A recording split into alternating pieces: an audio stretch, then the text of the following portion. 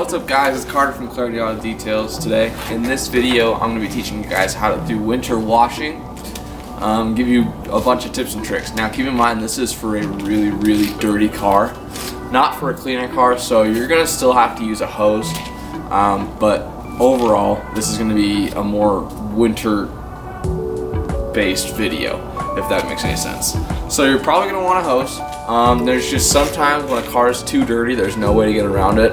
For example, the car I'm working on today, it's been through 3 winter storms so far and it hasn't been washed in a couple months. So you're going to need a hose. You're going to need a bucket with warm water and this stuff called O&R.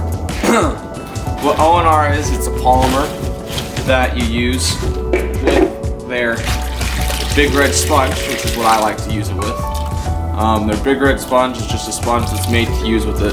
O&R is a replacement for soap, and it just offers a lot more lubrication and you don't have to rinse at the end because it's a rinseless wash. You're also going to want your standard wheel bucket. Now when the wheels aren't too dirty, I like to just use the fender well brush and my wheel faces brush along with brake buster. But obviously you can plan accordingly for what kind of wheels you have. So let's just get into it. I'll teach you how to do this.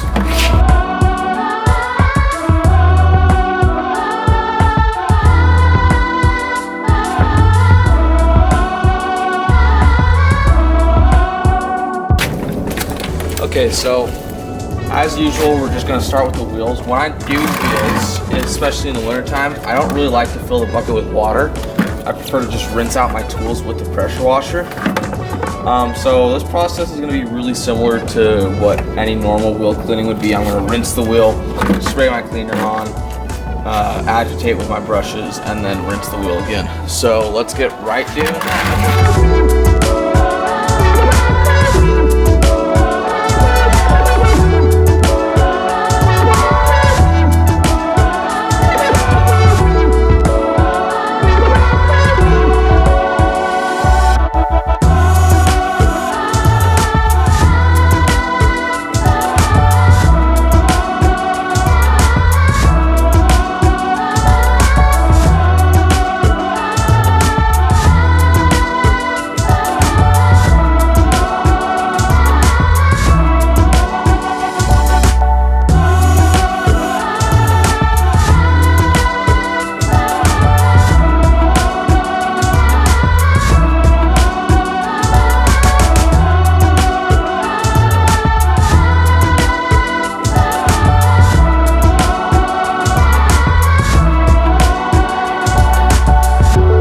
Okay, so now that the wheel is clean, I'm just going to quickly go ahead and dry it off with my wheel towel.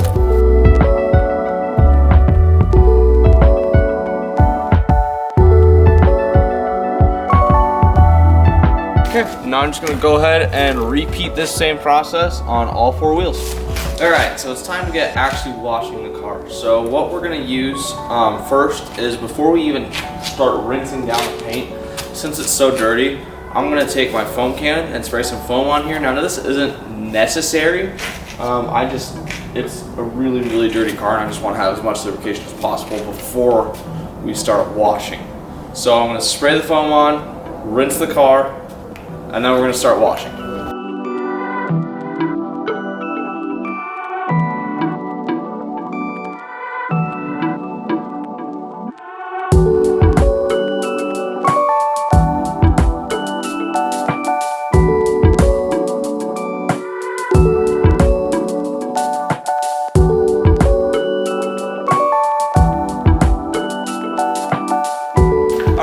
So I'm just going to let this foam sit on here for roughly 5 minutes.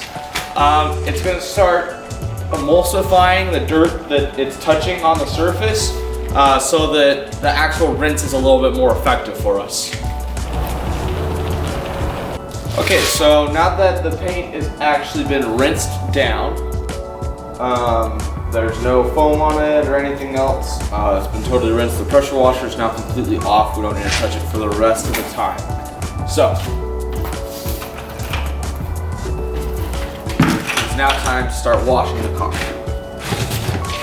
I have here my bucket of O&R. The dilution ratio for O&R is 256:1, or in other words, half an ounce to a gallon. If you buy O&R in the O&R bottle, the cap is half an ounce, so you just add 1 capful per gallon. I'm going to take my big red sponge and wring it out so that it's dripping. We're on the verge of dripping, but not soaking wet. And I'm just going to literally apply O&R in straight lines on the paint.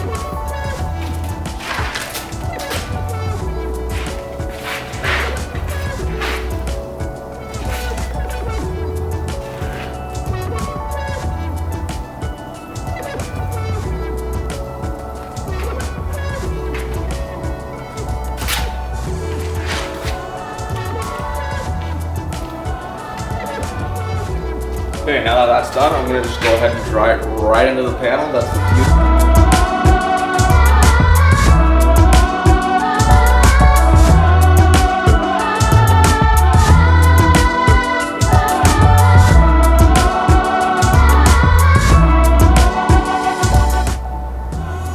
Okay, so now that panel is totally been cleaned and dried and at the same time protected. Now, I'm just going to go ahead and repeat that same process for the rest of the car, and I'll bring you back in and show you the after results.